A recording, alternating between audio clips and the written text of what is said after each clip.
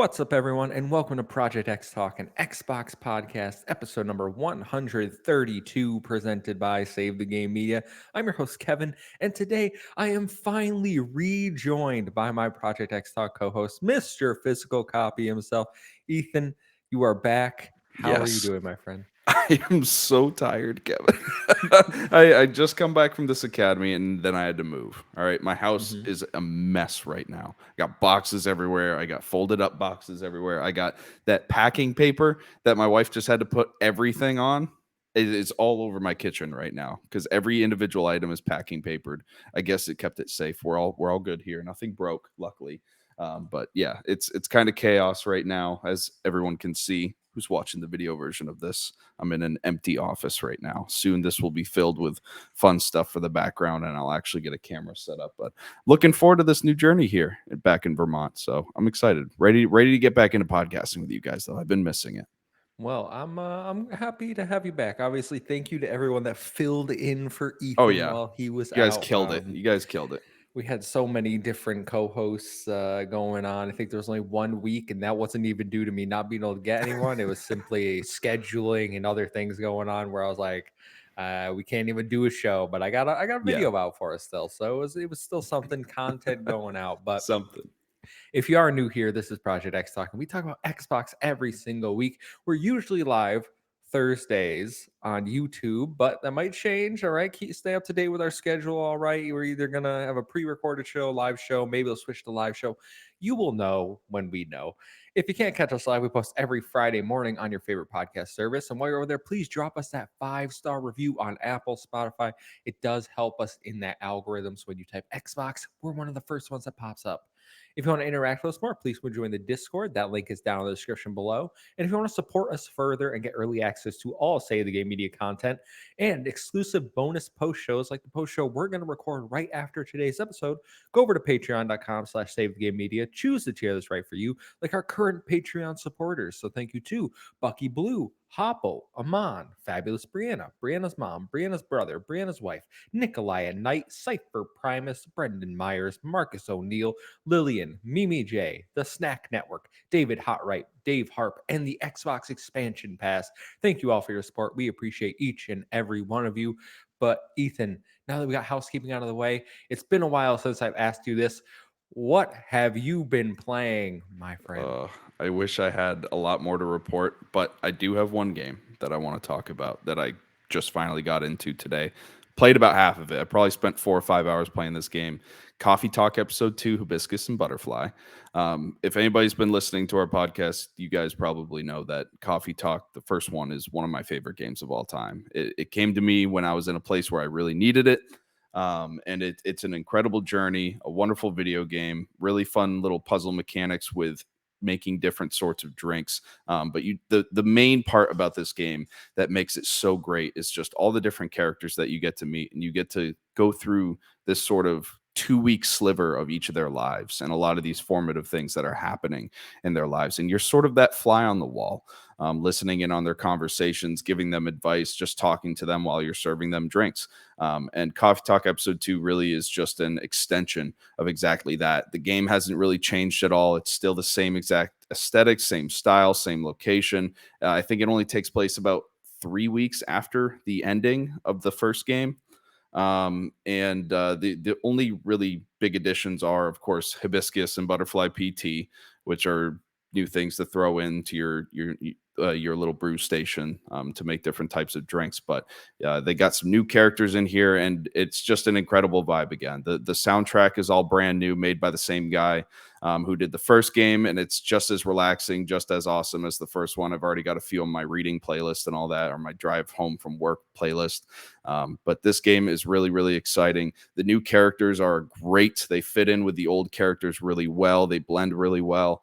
The writing in it is incredible. It tackles a lot of really amazing and deep issues, just as our society as a whole, but in a manner that's very fantasy like and really comfortable. And it's really fun to play through it and just listen to these different characters talk about their lives. So I'm really enjoying it. I really recommend it for anyone who played the first game or really liked it, or anyone that just wants that sort of relaxing sort of game where you just get to read conversation and talk to different people. That's I listen. I know you've been excited for this game. Okay, anytime it came up, I was like, it's not for me, but I know my co-host really hyped for this game. Is Yes, this one sir. jump into without playing the first one? You can absolutely jump into it. There's going to be context about some of the older characters that you may not understand. I would highly recommend to play the first one. But the second one, I think, introduces new scenarios, new storylines, new characters really well. But a lot of the old characters will come back and they will make mentions of the things that happened in the first game. There's certain relationships that were created in that first game, different, life goals that people set out in the first game that they're starting to achieve into the Hmm. second game. So that's really cool to see, the fruits of their labor come through. And it has sort of like a social media aspect to it too. You can go on this social media site in the game and you get to see the posts from all the different people, even people you haven't seen yet, but are from the first game. They're still making posts that give you updates on their life. And, it all ties to the first game. So really, if you're going to play this, I would highly recommend playing the first game. Neither of these games are very long playthroughs. I mean, you could bust this out in a weekend, maybe even one night if you're working hard enough. Hmm. And I think it's just I would really recommend playing the first one, but you could theoretically jump into the second one. There's a lot of new storyline, a lot of new characters that you can sink your teeth into. Okay, that's good to know. It's good to know. I don't know if I will get to it, but I did just want Yeah. for people curious They're both because on Game Pass, by the way. If anyone's wondering, they're both on Game Pass. There you that's go. right. Um, so I have a few things to talk to you about, and I wanted you to be on last week because I finished the quarry and I talked about that last week and Oh, everything. yes. Um, we could talk offline because the people already heard me talk about it, but Yeah, yeah. I liked it, didn't love it. I thought it was going to be a little better than I expected. Mm. I will say there are games I want to talk about. Let's start with this, probably the curveball. All right, I played some Fortnite. What? I thought with the curveball reference you were about to hit me with MLB The Show, but Fortnite, that's exciting. So, shout out Luke Lore and Mr. Badbit and some people over in the XEP Discord. We were playing another You had game a I'll talk about. crew. Yeah, we were playing another game we'll talk about, and it didn't go so hot. So then they're like, "We're gonna go to Fortnite," and I was like, Hmm. "Well, I'm enjoying the conversation, the camaraderie, the Yeah. ridiculousness that I was hearing from some people." So I was like, "I'll download Fortnite. It's only a 10-minute download for me," and I played 2 games and we won both games. Really? Yes. You Yes, had we a won. similar experience to me. I won the first 3 games I had ever played. So you and I started off on the same foot here. I will say first game didn't do particularly that much. I was more of the lookout, like calling, like I see someone on the hill over there, and then they would Nice, go nice. Yeah. kill them. I got a few kills in the second one, so I contribute a little more. But Ooh. Luke and Joe are really good at Fortnite. Yeah. Like I can see really that. I good at can see Fortnite. I that. was like, I don't even know what's going on, guys. You're like I picking up Well, some I know guns, Joe's a shooting people. menace at Call of Duty, so Yeah. in any of those gunplay games, he's all about it. Yeah. So that was my curveball. It's not something I'm regularly going to play, but it is like I didn't uninstall it just in case. I was like, well, maybe I'm You hear chatting. that? There's still a chance you buy the battle pass and you get into Nope, it. You didn't nope, zero uninstall percent, it. 0% chance of It's that. still on the Xbox, Kevin. But in case the homies want to jump in and I'm feeling just like chatting. But All right. I gotta talk to you about a game that we were both interested in earlier this year.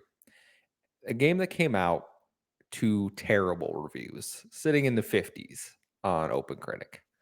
I got to talk to you about Clive and Wrench. Oh no, it's that bad? Like the reviews? I didn't see any of the Yes. Oh reviews for it. yeah, I think it's sitting at a 50 on Metacritic and Ooh, not much more on OpenCritic. that's tough. So I had $20 PSN credit, as I mentioned last week to the listeners, and I bought Clive and Wrench because that was a total of $2 out of my wallet, right? Like I was like $2, okay, I'm gonna pick it up. Hell yeah. Like that's easy. Um, I got the platinum this weekend.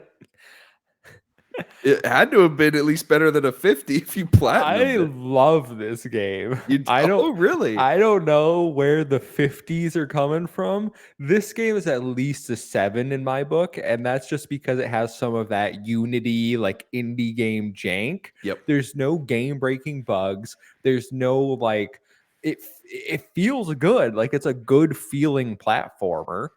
I'm just don't I don't really get the disconnect between what I played and what the critics played, because there are people that were like, "Oh, it's buggy and looks terribly," and like I had Yeah. one level where there's frame rate drops, and I was like, "Okay, that really shouldn't be happening." But the rest of the game, flawless performance for me. I don't think it's 4K. I think it is 1080p 60, but it was made by one dude, and I'm like, maybe it's because I'm not judging the game as harshly as like People are a killing it? critic, but like to me, I really, really like this game. I collected you have to collect every single thing in the game, which I Oh, think yeah. Collectible. amounts to 11,000 something pocket watches and then 115 stones. So Yeesh.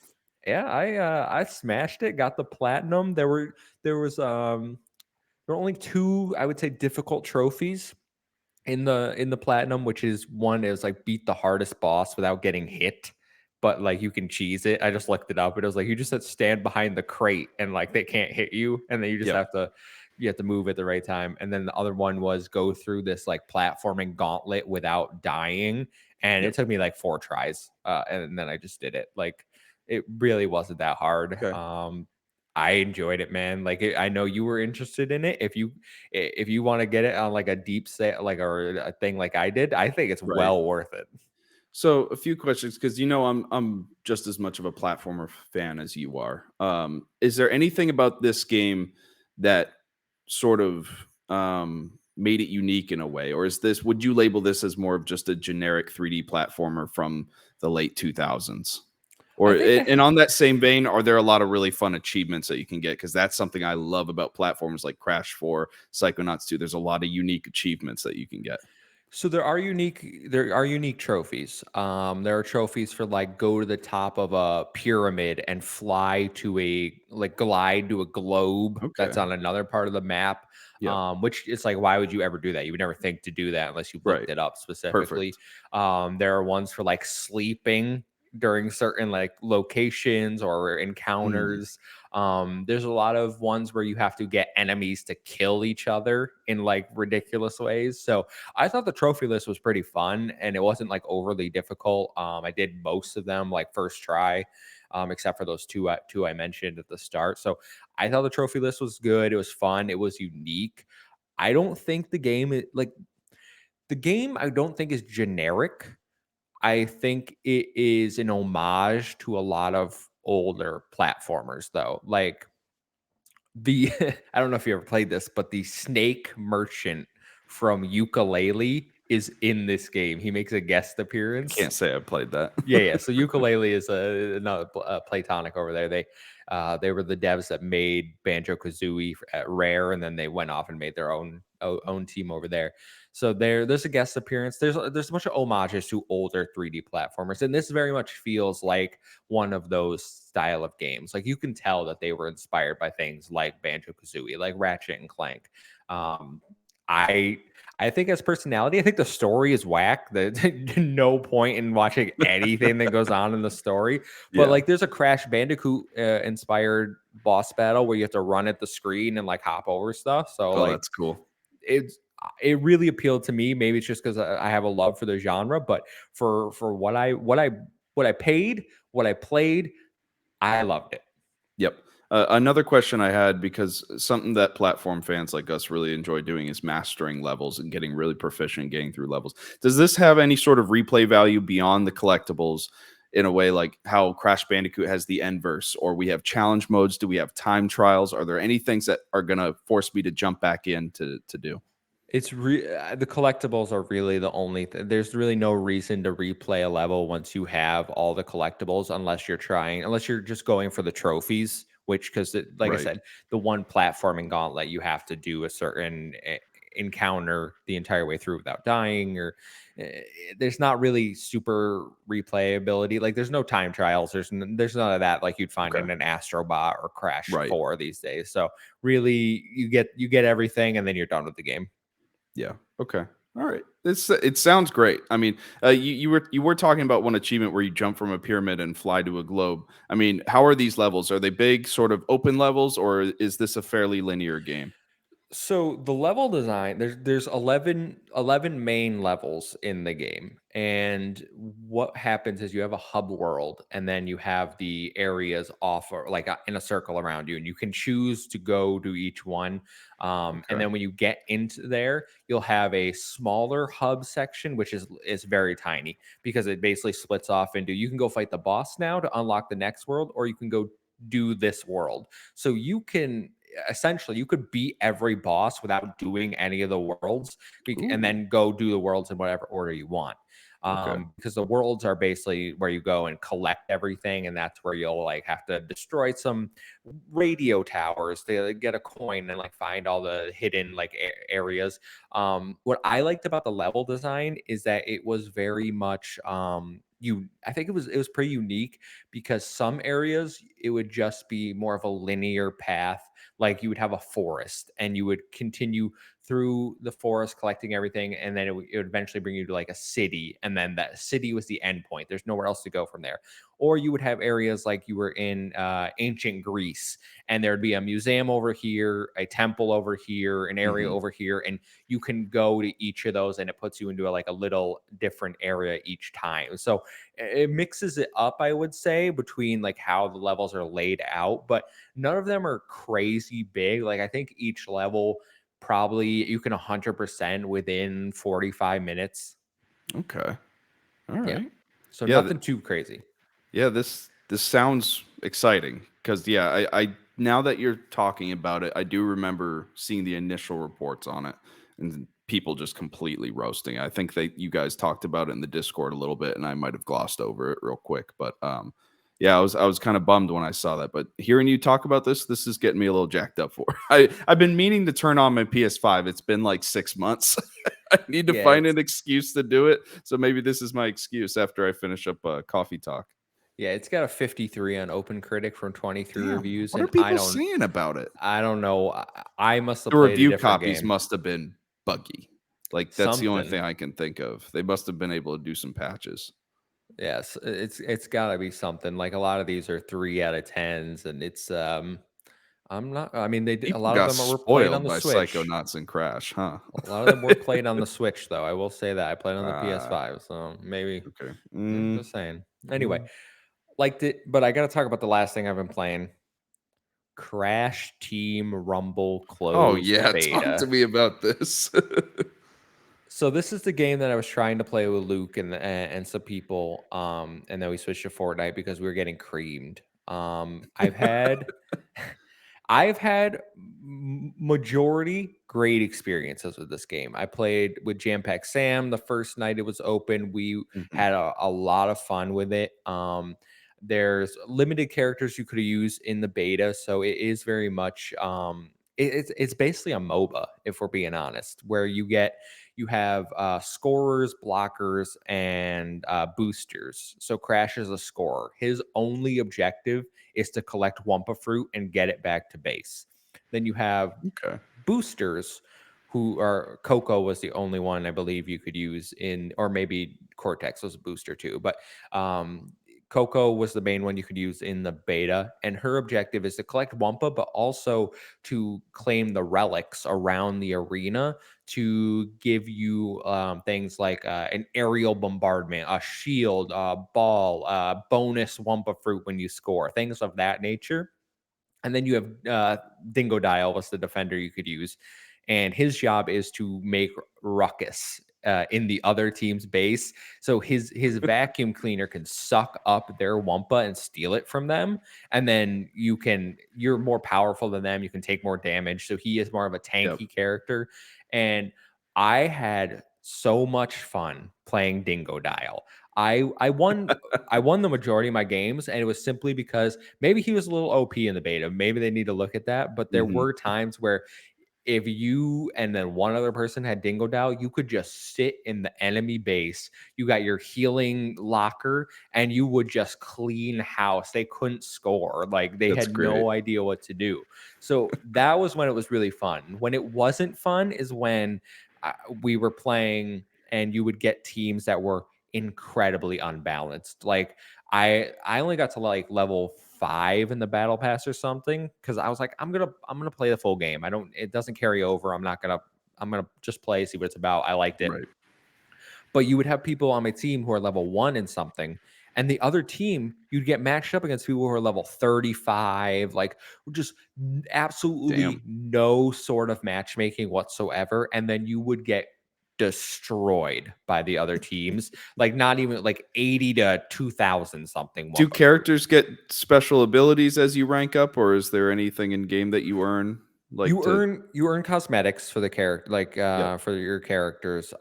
There's no like you can unlock different power ups. So there are things where the better you do in game, like if you're getting kills, if you're collecting wampa, scoring, you have a little bar that fills up, and it'll unlock your Y move, which you can either have like a Venus flytrap thing, which will shoot at enemies. You can have a healing locker, which heals you and the enemies in a certain area. You can have this Okay. giant guardsman that comes in and he'll like smash an area. So people are dropping those on their scoring base to prevent teams from either Mhm. blocking or scoring.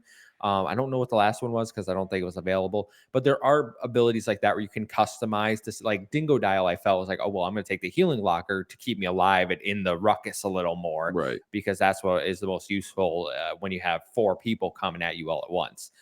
So in that situation, yeah, you could do that. I got a new skin for my Dingo Dial. Like I was having enough fun. I do think that the battle press progression was incredibly slow.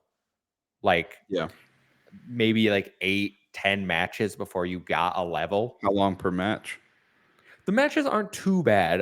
Like 5 to 10 minutes, maybe. Not there. They weren't that too bad. It 8 to was 10 of those, though. I mean, that's a long yeah. It couple was it. hours to get Yeah, a yeah. It rank is up. it. Yeah, for sure. That's why I would say I played a few hours and I only got to 4 or 5 Yeah. maybe. So I like it for $30. I'm like I've always said if I get 10 hours of fun out of this, Yeah. it's a very much like, oh, I can hop in for a few games here and there, just have a good time and then peace Right. out. Like I enjoyed what I played. It's not going to be for everyone. I'm a little concerned because it is cross play, but the wait times were really long. The Mm. balancing in terms of skills based matchmaking was not there, Yeah. and we got a few bot matches filling up. So there were a few times where it was like 2 and then 2 bots on the team versus like 1 and 3 bots on the Yep. other team. And I'm like, this is a cross play game. This Yeah, you is a shouldn't little have bots. worrying. Yeah, it's a little Yeah. worrying. So Yeah. I Hopefully, know they iron those issues out. It is beta, so yeah, I was saying, I know it's a closed beta, so like, and you had to pre-order to get in or find someone with a code, so maybe that yep. limited the amount and people will pick it up on release. But I still think it's coming out at a pretty bad time, like 2 days before Final Fantasy, in between Diablo 4. I I Woof. wouldn't I wouldn't be super disappointed if they pushed it later, like just to get it out of that window and maybe a more of like favorable release date because it does kind of feel like I liked it, but I don't want it to die. Yeah. You were talking about how Dingo Dial has been your favorite character so far. What's the process for character selection when you're going into a match? Like if you're just playing a random match with a random group of strangers, is it first come, first serve, randomized? How are we doing this? How are we maintaining our mains? So you can everybody can play the same character. Oh, okay. There's no pick. It's not like League in that sense where I pick Dingo Dial, nobody else can pick Dingo Dial. Like you could Right. have a team of 4 Dingo Dials. You're probably not the most mobile, and you're not going to score Right. that many Wumpa fruits. But there again, that goes into this game. I think is better with a group of people. With the group There of were people that times you where know. yeah, I had fun Yeah. jumping in solo and playing. Like I won a lot of games solo, got the top earner solo. Hmm. Like it wasn't a necessity for me to play with other people, but when I did play with other people, that was when it was more fun. Like I was going Dingo Dial, so other people were like, "Okay, I'm gonna go Crash, I'm gonna go Coco," and then Yep. you could kind of strategize. Or it's I could see it being one of those games where people are like, "Well, I'm playing my character no matter what," and you throw off the team Right. balance. Exactly. That's why I asked because Overwatch is a lot like that. Mm, And the little time I spent in Overwatch, it was just like I have no reason to be here anymore. This is ridiculous. But yeah. No, I liked it though. It was fun. It was better than I expected. It was very polished. I didn't have any like issues going on. No dropping out of it's matches. None awesome. of that. Yeah. It was really just they need to tighten, fix that matchmaking, and then I Yep. think, and maybe some. balancing Yeah. for the characters, but that'll come. There's gonna be patches and stuff, and Same control I'm scheme, hoping. same look as Crash 4, like anything different there, or pretty much cut and No, paste? it's basically the same models from Crash 4, like Perfect. Tawna's That's in it, exactly what I and want. yeah, Yeah. it's they basically took a lot of the assets from Crash 4, and yeah, you're just platforming around an enclosed map trying to get Wumpa fruit. Awesome. Love it. Yeah, yeah, good time. But that is all I've been playing, Ethan. Well, I've been playing one other thing, but I can't talk about it yet. But that's all I've been. You always That's have all. something you can't talk about, Kevin. Uh, I won't be able to talk about it next week either. The latest So, Square Enix something. Who knows what he's playing? I nah, don't know. Square doesn't talk to us. I wish. But let's get into the news, Ethan, for this week. There's not much Yep. news, but we have a few topics I want to talk about. Firstly, I want to start with we got some previews for the Asus ROG Ally handheld today. They came out. I know I was really checking out our friends over at the Iron Lords. Go check out their coverage of this thing if you want to see more in depth. But media were able to go hands on with the upcoming Asus ROG Ally gaming handheld, which is looking to go head to head with the Steam Deck. The ROG Ally runs on Windows 11, will come with a 512 gigabyte of SSD storage option, a 1080p 30 hertz to 120 hertz screen. But its biggest positive appears to be that, unlike its Steam Deck competitor, you can play Xbox and Xbox Game Pass games natively on the handheld without any workaround. The system also allows for native Steam, Epic, GOG gaming, along with the option for cloud streaming. No price point has yet been revealed, but Asus said it will be, quote, 200% be below 1K. Ethan, is this the Xbox handheld we've been waiting for? I don't know if it's the one we've been waiting for, but technically, yeah. I mean, it's an Xbox handheld. You're telling me that you can play these games natively on the handheld device, then yeah, it's an Xbox handheld at that point. I'm sure there's a lot more features to it, a lot more different systems that you can get into, but it's really cool for anyone that wants to play their Xbox games on the go like that without having to use cloud technology, which I live in an area where cloud is not possible. Just Mhm. it's too rural. There's no way I could ever do cloud gaming here on the go or in my apartment. It's just never going to happen. So it's good to see one that can run it natively. I think this is sort of what Xbox wants to do. They want to put their games on every sort of screen that they can and try and get it to run natively. I'm sure that they tried to work with Valve to get stuff to run natively on Steam. And who knows, they're probably still in communication with Valve to try and get Xbox Game Pass and Xbox games onto their device. So it's really cool to see. We see a lot of these handhelds come out though, and they seem like niche products, and I don't know how far this one's going to go or if we're never going to hear about it again, but it is cool to see Xbox dipping their toe in the water. And now we know that the technology is there for them to integrate their systems into a handheld device to play these games. Yeah, so at the media event that I was watching, they were saying that they worked with Microsoft to develop this technology, to develop Mhm. this handheld. I know the head of Xbox devices is going to be at the launch event on May Very cool. 11th, where Yep. they're going to reveal everything. So it seems Xbox is taking more of a hands-on with this device as opposed to what we've seen with other devices. And I'm gonna be honest with you. This one has me intrigued. Not only Really? does it look really good, it's got that white. I like the nice looking, Oh yeah, you do. um, Yeah, fits it. but it's basically a small Windows 11 PC tablet. But that Mhm. like you can do you can surf the web on it, you can watch Netflix, like you can install apps, you can install Discord. It literally is just a PC in a gaming handheld.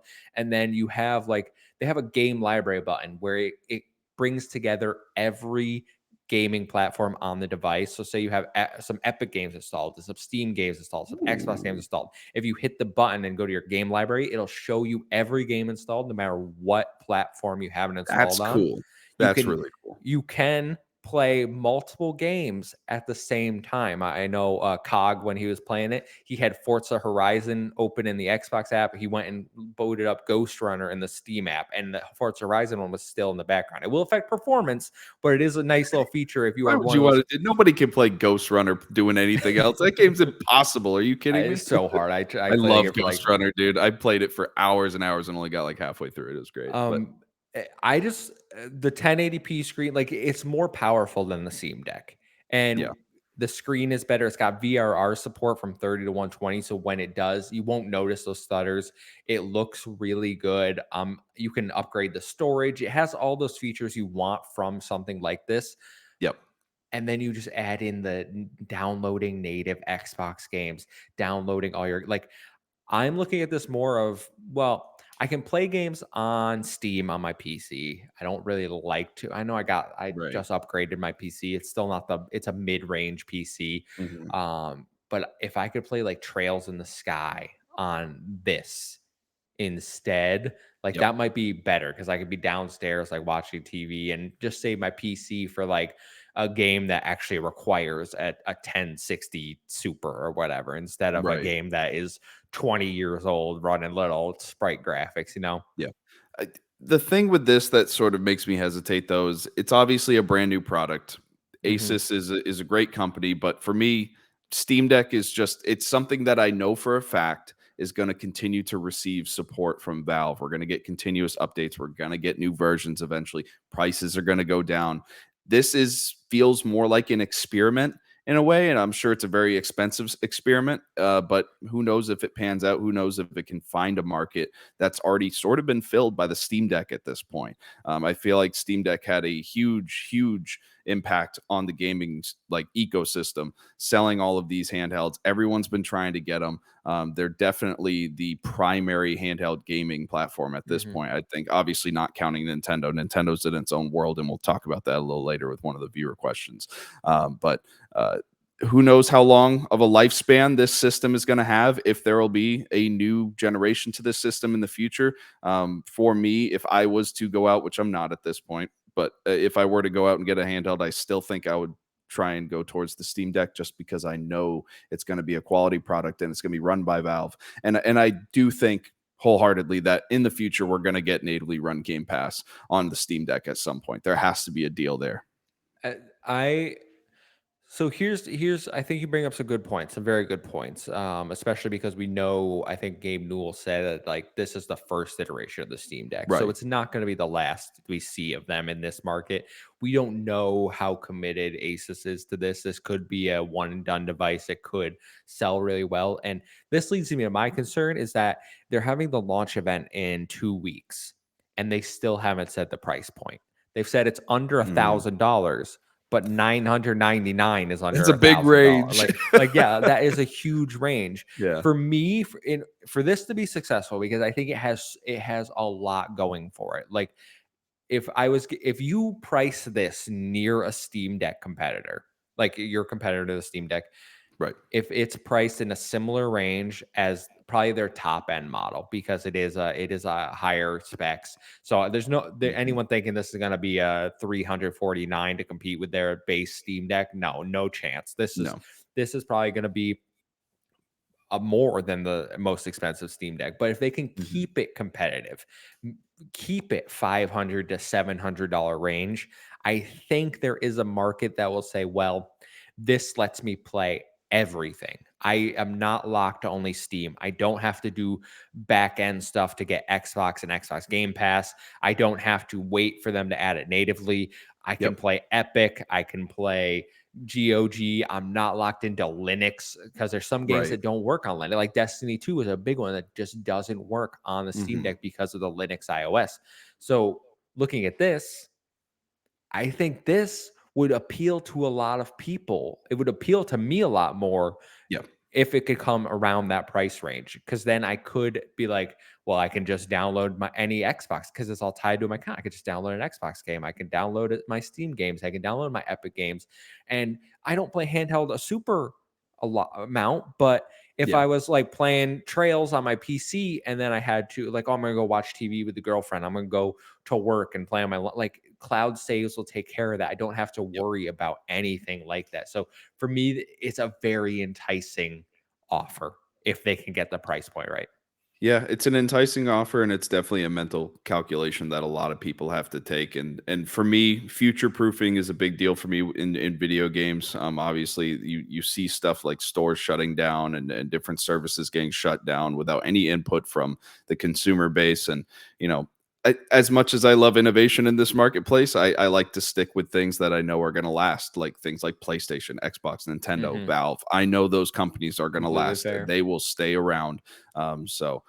This should be interesting. I can't wait to see people get their hands on this, see what it can do. I love the integration feature. I'm really interested to see how that works, how that whole thing looks. I'm definitely going to be looking at different videos on what's happening with this. I do think there is a big negative is that they were asking if you can hook it up to a monitor or TV and play like you, because I know the Steam Deck has something like that Right. as well. Yep. I believe in order to do it for this product, as of right now, you need to buy something that is nearly $1,000 Ooh.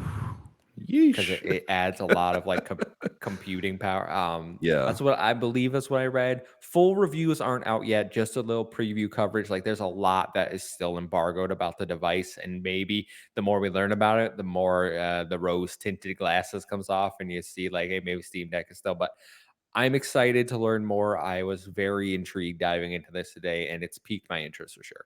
Absolutely. So why don't we go to story number 2? And that's Armored Core 6 Ooh. could have a release date. According to Tom Henderson of Insider Gaming, Armored Core 6 Fires of Rubicon is set to be released August 25th, 2023.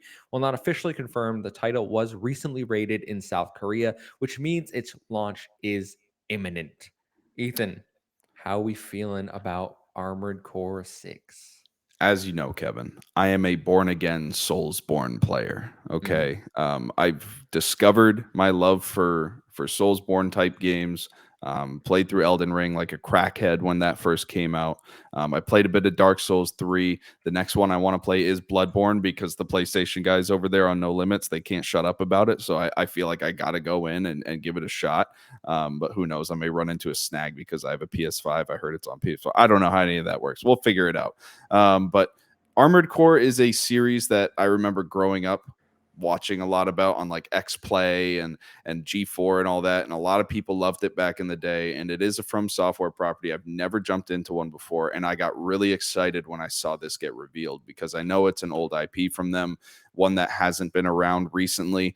So there's a lot of hype, a lot of buzz around this. Probably not as much as there was around Elden Ring, which is understandable.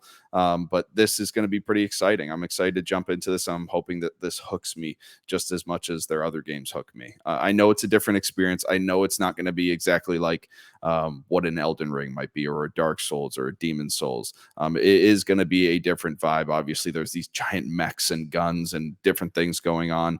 But it's definitely piqued my interest. It's definitely on my radar, and I'm really excited to jump into it. I can't wait for this game. Yeah, this is more of an arcadey type. At least the older Right. ones were. It was more arcadey. There is some customization you can do to get the best thing out of your mech, but this isn't really at least it wasn't the hardcore Souls like experience. Right. It was some bullet hell at points. If you Ooh. want to go, yeah. So it's not for me. Never was gonna be for me. From Software, nah, I throw it away. Yeah, I hope it comes out as great though, because we have it in our fantasy Yes, critic. we do. And I'm just Yes, we saying, do. yo, who counterpicked this game? Oh, Amon counterpicked this game, and Wild. you're such a stupid idiot. How do You're you such a counterpick stupid a From idiot. Soft game? I don't care. It could just be like Dog Crap Simulator, and if it's the From Soft label, it's going to get 90s You're all around. so It's going to be great. stupid, Amon. You're so stupid. Big dumb Counter me. doo doo head I will fool. say, Ethan, Yeah. because no one is going to hear this for a few days. Yep. I do not think that Elden Ring DLC is coming out this year. Oh, this year? I thought you were about to end it at coming out, period. I'm like, no way. There's No, definitely an Elden no, Ring DLC. I don't think it's coming out this year though. If they're dropping Armored Core in August, end of August, Right. that leaves them very little room to get the Elden Ring DLC out. So, what if we counterpick it?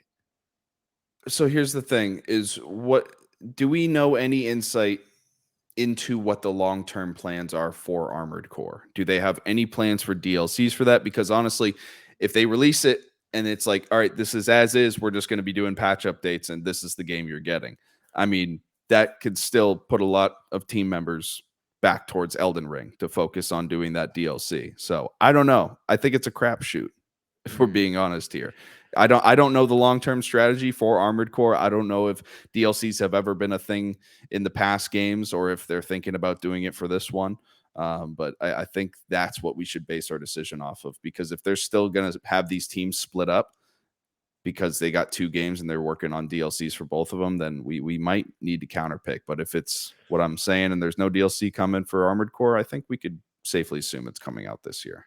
Oh, I have no faith it's coming out this, but we can wait and see a little. We got some time. Armored Core hasn't Yeah, even officially got a release date yet. we'll But shop it. We'll if shop it. We'll they figure say, it out. if it's later than August 25th, I say there's no way that this Okay, Elden Ring I DLC is respect coming that. out. We'll put a time limit on it. I respect that.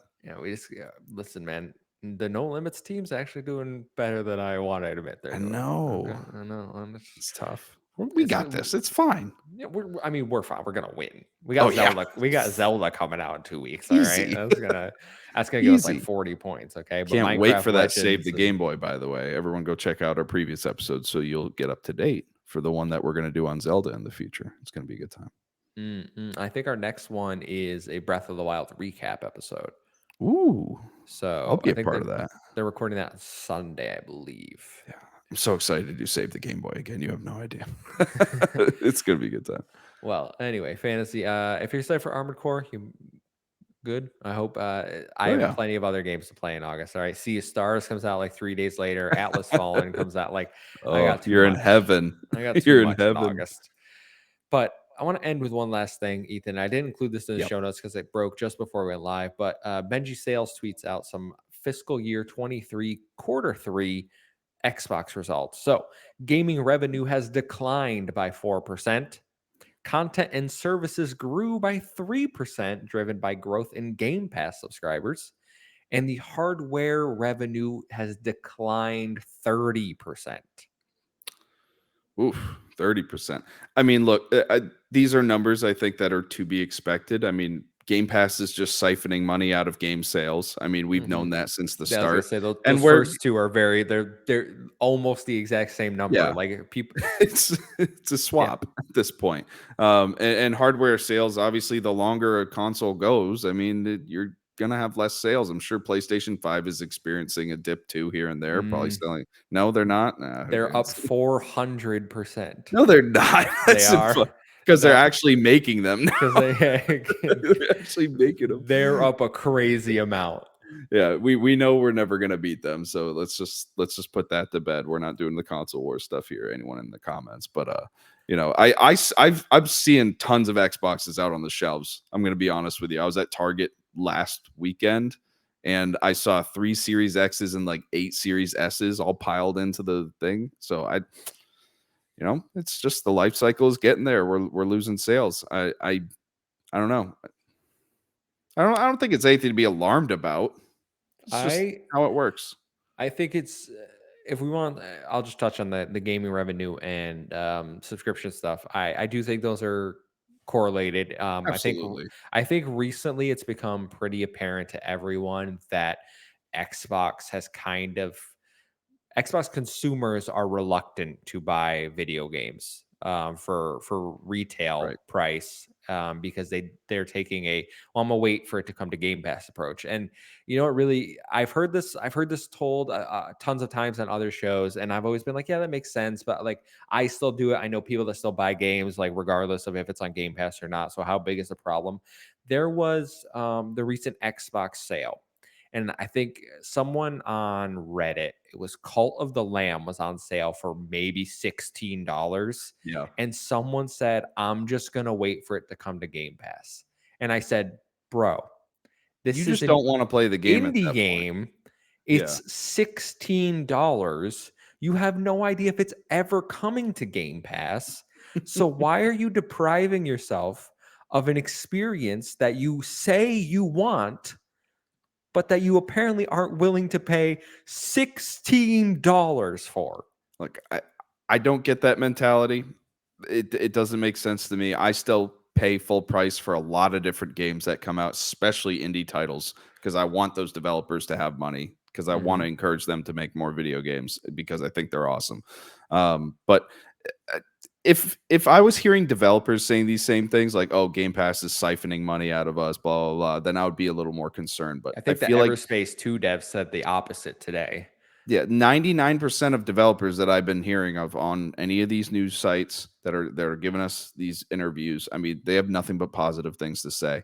It's generating more revenue. It's putting more eyeballs on their product. It's been nothing but a positive for developers, big and small, indie and AAA. I mean, everyone is benefiting from this service. They're benefiting from PlayStation's subscription service. This is definitely a model going forward in the future that's going to make a lot of people a lot of money and make a lot of different eyeballs look on these games that normally wouldn't have.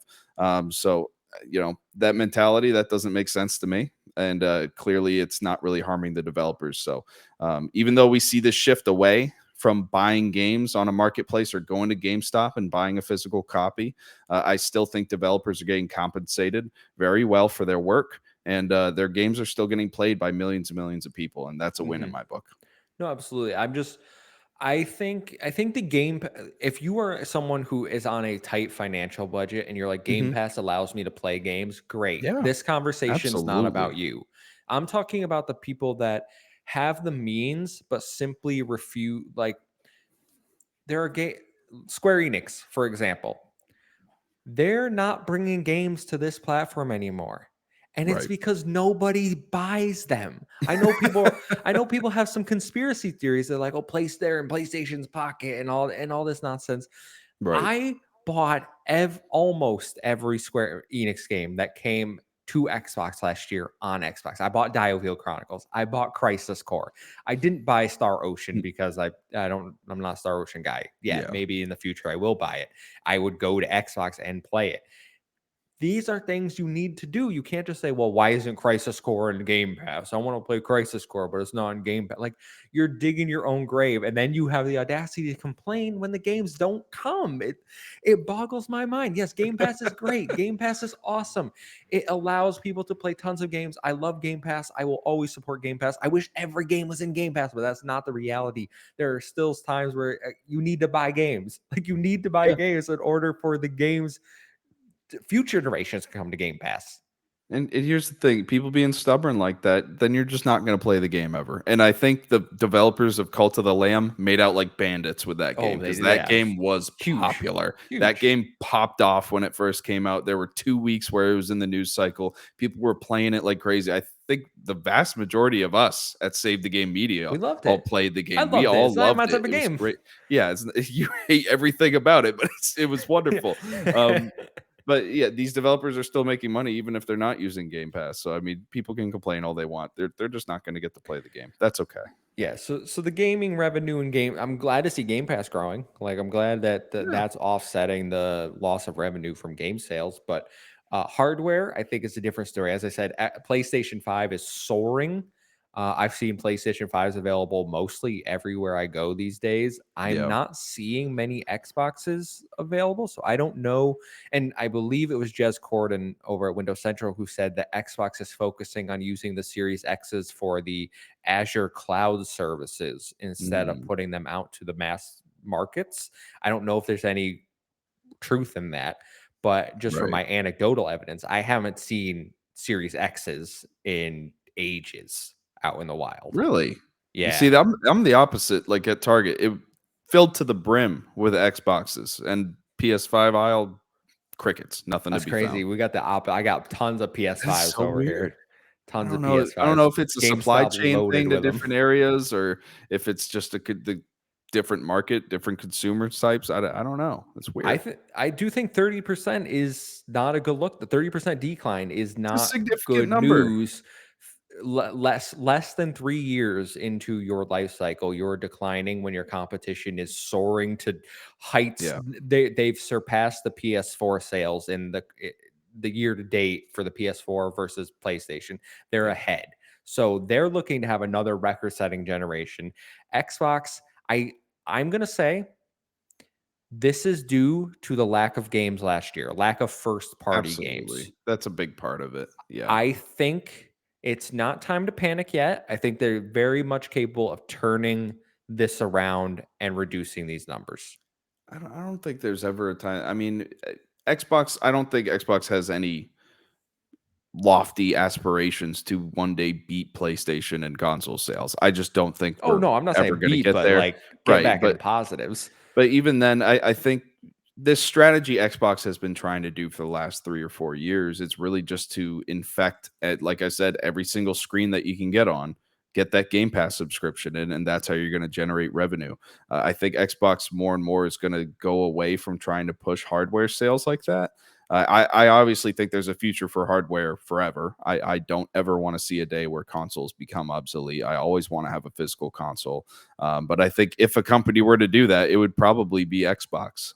So I think for them, seeing positive growth in Game Pass and negative growth in hardware sales, yeah, obviously you want more hardware sales, but I don't think it's going to upset them that much. I think they're more concerned with, all right, is our subscriber base growing? Are we getting more people into the ecosystem? Not necessarily the platform, not necessarily the console, but into our ecosystem, and are they staying there? It's funny you say that because I just refreshed Twitter and Microsoft CEO Satya Nadella says in regards to Xbox Quarter 3 2023 fiscal year, quote, "We set third quarter records for monthly active users and devices, nearly $1 billion in revenue from Devices. subscription this quarter." Yeah, and note that word devices. He's not just talking about the consoles. He's talking about your cell phones. He's talking about your laptop. He's talking Your about your PC. Logitech G Cloud, your Yeah, your brand new Asus Asus. ROG Yeah, Ally when that comes out. I mean, these are the new Samsung TV line that they're all coming with the Xbox app pre-installed in it, right? Like these are all things that are increasing the amount of people that get exposed to their ecosystem, and that's really what they want to do. And clearly by that statement, that's exactly what he's saying is like we're getting into more devices. That's what we want to highlight from this.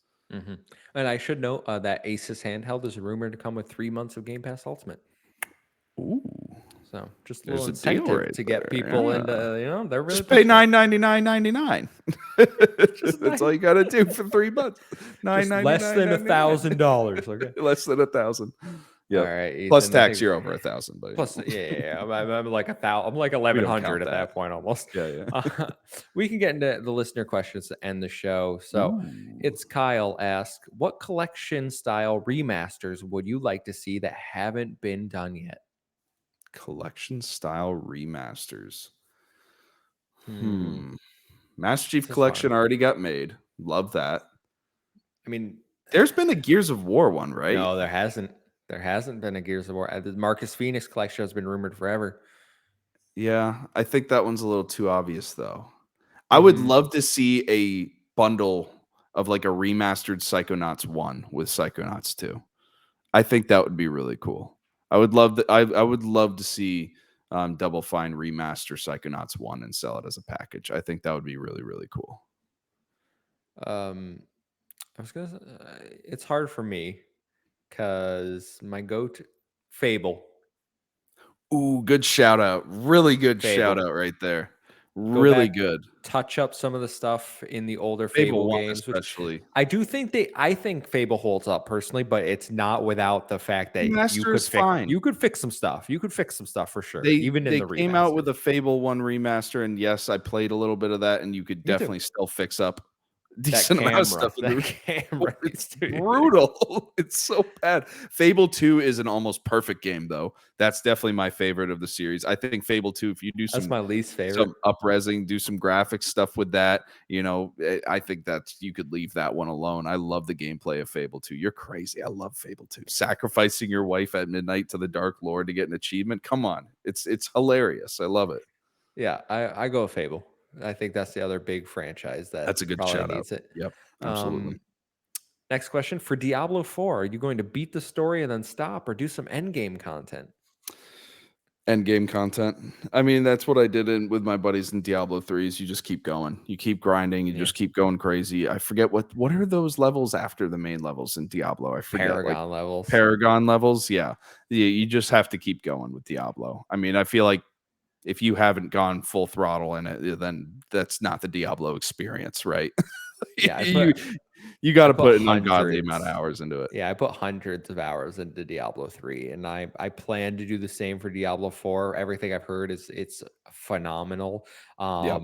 Will it be all at once? Probably not because I'm going to have to balance it with other games. Like will I play it Oh yeah. every single day? Doubtful, but it is something that's Yeah. going to be constantly installed and getting played. Absolutely. Last question from Kyle says, "How come Nintendo is allowed to just keep the same franchises going forward for decades? Yeah, when Xbox does it, they're constantly ridiculed." Because I think for me, what Nintendo does differently than Xbox is really leans into pulling those nostalgia strings, right? Nintendo grips you really early with, it might be one or two franchises. It might not be everything, but either somebody's a really big Kirby enthusiast, or they played Pokemon when they were a kid, or they are all about Mario and Luigi or Luigi's Haunted Mansion. We all have some sort of nostalgia from a Nintendo product, right? For me, my nostalgia comes from the old school Pokemon games on Game Boy Advance and Luigi's Mansion on the GameCube. Those are my nostalgia strings. So when they're selling me these things over and over again, I'm still buying them, right? And I think that's what they do throughout the generations. They're constantly innovating their already existing IPs to meet a new generation of children, to hook them on their product. And then once those children become adults, you can tug on their heartstrings a little bit. That's what they're doing with us right now, with our generation. They're tugging on our hearts with a lot of different products, and they're getting the new generation of kids coming in and playing something new and innovative. Maybe not a new IP, but different versions of their IP, right? Like Super Mario 3D World, where you get into the cat suits. Like that wasn't a thing back when I was a kid. You couldn't get Mario in a cat suit and hit people with a tail. That's a new innovation within an old IP that drew in a new audience there, and got the people that nostalgia that they can tug on. So I think that's why Nintendo gets away with it. I don't think Xbox or PlayStation really does the same thing. I think there is still a nostalgia component to it, but they like to put out a lot of new products, and it's not necessarily coming out with a new Gears of War every year or a new Halo every year. You know, it takes a lot more time to build up these games, the bigger ones for the two consoles. Yeah, I want to say Nintendo isn't ridiculed for it because they market mainly to children, but also their quality bar is a lot higher than Mm, Xbox's. Look at Zelda, which has been going on for 30 years or whatever, right? right. They put out Breath of the Wild as their last entry, and that's heralded as one of the greatest games of all time. Now you look at Halo Infinite, which is nowhere near that, Oof. which we haven't had a good Halo game in well, I think Halo Infinite's good, but we haven't had a groundbreaking Halo game in multiple entries. Right. So when you put out games that consistently meet a high level of quality, people don't care that it's the same franchise. And I think Hmm. that's what we see. Like I haven't played Mario Odyssey, but people tell me Mario Odyssey is phenomenal. You get Kirby, which put out Forgotten Land. I think that's probably one of the best Kirby games they've ever made. Like genuinely, I think that's a phenomenal Kirby game. Yeah. So you Smash Ultimate, like they raised the bar. They brought every character back, and it's better than the previous Smash games, the best Smash game since Melee. So when you fix the problems with your franchises, you get this level of quality that we haven't. Like Gears 4 and 5 are good, but are they original trilogy good? No, they're No. not. Yeah. Fable declined in quality with each entry. Like Hmm. it's that they need to figure out a way to, if when they're going to do this, keep the quality bar high, but also introduce new IPs and have them be at that high level. Because you see that PlayStation is doing that, right? They've killed things. Sly Cooper. I'm waiting for Sly Cooper. PlayStation has probably no interest in Sly Cooper right now because we got Ghost of Tsushima, but it's Yeah. because Ghost of Tsushima people loved. Yeah. Another thing too that I think Nintendo definitely gets away with is having not necessarily lower quality video games in terms of gameplay and storyline and all that, but lower quality games in terms of graphical fidelity, frame rate, all that Mm-hmm. stuff. And we always just use the excuse, "Oh, it's just the Switch. Oh, it's Nintendo." Is the And Switch. and you know, when reviewers are reviewing games on the Xbox or the PlayStation 5, there's an expectation there that these games are going to look good. They're going to maintain a constant 60 4K, frames per 60, second. yes. 4K. No expectations for Nintendo. Like Breath of the Wild has so much frame drop in some places, like really, really bad frame 10 drop. out of It 10. still has pop in. It's at 720. Some of the colors are just muted, right? But we still consider that a masterpiece because when we're playing a Nintendo game, we're not looking for some world-changing graphics, right? We're looking Mhm. for that gameplay, we're looking for that nostalgia. And I think that's just a bar that Nintendo isn't really compared with other games like that. Like I don't think Nintendo really cares that much about their graphical fidelity, and I think it's sort of done them good because people aren't going in with that expectation with their games. Perfect example. Bayonetta 3 came out this year. I think Yes. it's a 91 on OpenCritic or whatever. Oh yeah. Dynamic 810p docked 480 handheld.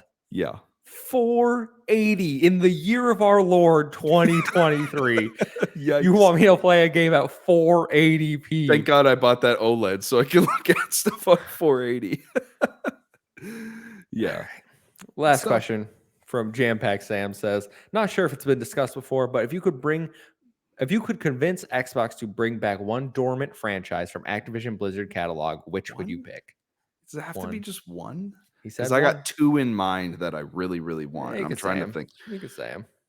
I'm going to say the first one, but I think I've said it a few times already and multiple people. This is the obvious one, is Tony Hawk's Pro Skater. I played Tony Hawk's Pro Skater 3 on the PlayStation 2 as a kid, religiously loved it. But I think I'm going to try and pull one out of the doldrums here. That's going to be Singularity. I don't know I if knew you you were gonna played say this that game, one. Kevin. Singularity was a really, really fun first-person shooter from 2010. It had like a time manipulation device that you could use in-game. You could slow things down. You could speed things up. You could do reverse. You could do forward. There were so many different cool mechanics in that, and I think they can really use that IP and expand it more. I also remember the multiplayer being really, really fun. You could do like a creatures versus people game. I forget what they called it, but basically there were the bad, kind of like how in Left 4 Dead, where you could play as infected and you could play as the regular people and go through a sort of level.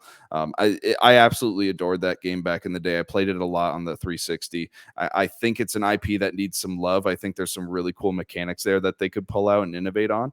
And I'm excited to see if they ever pull that out again, because I'll definitely be on there. It's funny because I'm sitting here, I'm like, what do they own that Yeah. outside of the big ones that are like kind of still around? And obviously, you said Tony Hawk.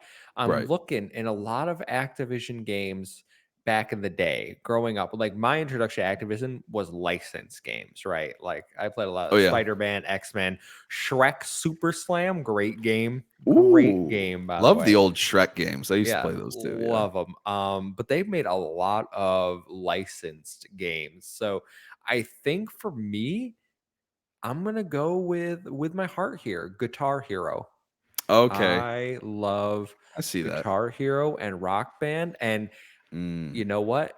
If anything, bring it back just to make more of those plastic instruments and lower the prices for the current. Right now, if you try to go buy like a plastic guitar for Rock Band, you're looking at hundreds of dollars. Yeah. Yeah. They don't make them. They could do the same subscription model that Just Dance does too. Just Dance is also an Activision property. I don't know No, why it's a they. Ubisoft. Oh, you're right. It is Ubisoft. I knew it was something big, but I don't know why we have a subscription model for Just Dance, which probably doesn't have that many people that are playing it, yearly installments, but we don't have a Guitar Hero that's like that. You could easily do a subscription model. Brand new albums come out from this person, throw it in there.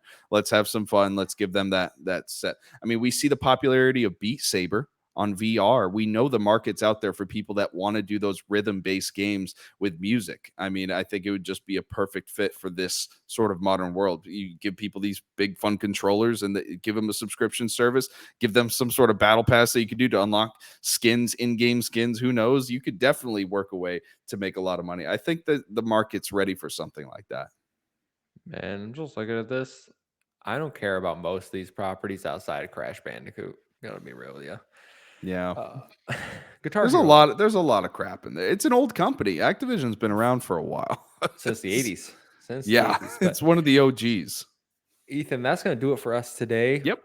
Uh, great episode, first episode back for you, but Oh, we're gonna keep so nice to be rolling. back. Everyone, thank you for checking us out. Make sure, like I said, hit that like button, subscribe if you're new here. Go over to the audio platforms and rate us 5 stars. We'll read them if you leave them. That's all I got to say. Ethan, where can people find you? In Discord. Come say hi. And you can find me over on Twitter at the Muffin Mon. It's a 17I and 0-7A. Follow us at Save Game Media to stay up to date with all of our latest. But we're going to do the Patreon post show. So until next time, goodbye. Peace.